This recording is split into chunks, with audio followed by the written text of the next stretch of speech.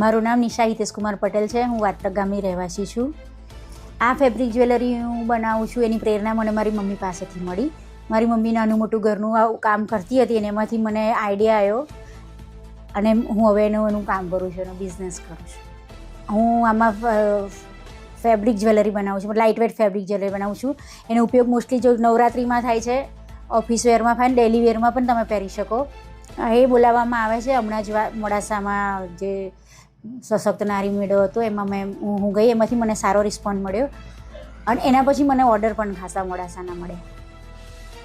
મારું નામ વાંસી હિતેશકુમાર પટેલ છે. હું વાત્રક ગામની રહેવાસી છું. બાયડ તાલુકામાં ચાલતા સખી મેળામાં હું અને મારા મધર શિવશક્તિ સખી મંડળમાં એનરોલ થયેલા છીએ.